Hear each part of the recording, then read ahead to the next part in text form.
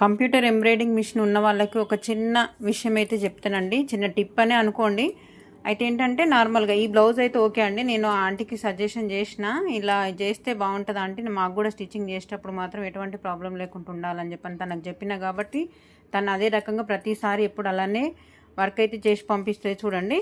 ఇక్కడనేమో neck property తీసుకుంది, దీనికి ఇక్కడ ఈ భుజం తర్వాత వచ్చే క్లాత్ పక్కకి ఇటు సైడ్, అంటే కొంతమంది ఎట్లా చేస్తున్నారంటే చూడండి, ఇప్పుడు నేను ఏదైతే నెక్ అయితే బ్యాక్ పార్ట్ నెక్ అయితే వేసిండ్రో ఇక్కడ ఇటు సైడు నెక్ అనేది ఇటు సైడ్ నుంచి తీస్తున్నారు.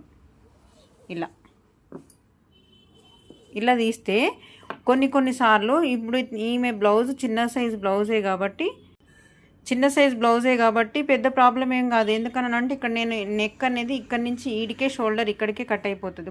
కొన్నిసార్లు ఈ వర్క్ అనేది కింది భాగం సైడ్ అంటే ఇటు సైడ్ వచ్చేటట్టు వేస్తున్నారు.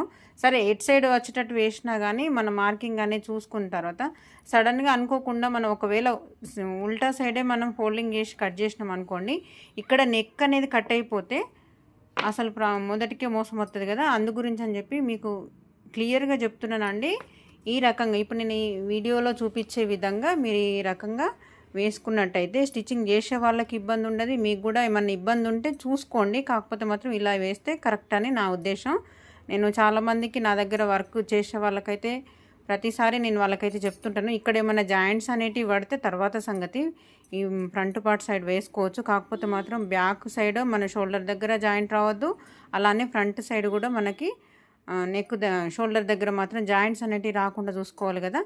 ఈ విషయం తెలుసుకుంటానే వీడియో షేర్ చేస్తున్నాను. నచ్చితే లైక్ చేయండి. ఓకే అండి, థ్యాంక్ యూ.